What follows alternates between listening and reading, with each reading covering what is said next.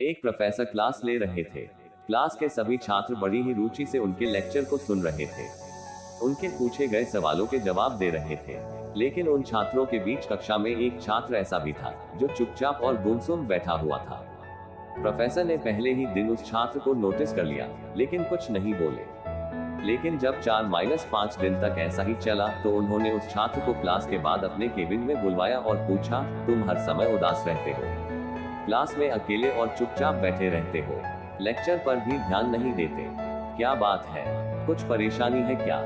Sir, वो छात्र कुछ हिचकिचाते हुए बोला, मेरे अतीत में कुछ ऐसा हुआ है जिसकी वजह से मैं परेशान रहता हूँ, समझ नहीं आता क्या करूँ।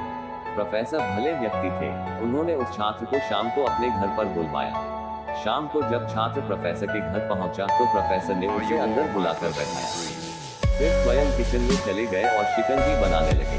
उन्होंने जानबूझकर शिकंजी में ज्यादा नमक डाल दिया। फिर किचन से बाहर आकर शिकंजी का गिलास छात्र को देकर कहा, ये लो शिकंजी पियो। छात्र ने गिलास हाथ में लेकर जैसे ही एक घूंट लिया, अधिक नमक के स्वाद के कारण उसका मुंह अजीब सा बन गया। यह देख प्रोफेसर ने पूछा, क्या हुआ, शिकंजी पसंद नहीं आई? नहीं सर, ऐसी बात नहीं है, बस शिकंजी में नमक थोड़ा ज्यादा है। छात्र बोला, अरे अब तो ये बेकार हो गया, लाओ गिलास मुझे दो, मैं इसे फेंक देता हूँ। प्रोफेसर ने छात्र से गिलास लेने के लिए अपना हाथ बढ़ाया, लेकिन छात्र ने मना करते हुए कहा, नहीं सर, बस नमक ही तो ज्यादा है, थोड़ी चीनी और मिलाएंगे तो स्वाद ठीक हो जाएगा। यह बात सुन प्रोफेसर गंभीर हो गए और बोले, सही कहा तुमने, अब इसे समझ भी जाओ, ये शिकंजी तुम्हारी जिंदगी है, इसमें घुला अधिक नमक तुम्हारे अतीत के बुरे अनुभव हैं।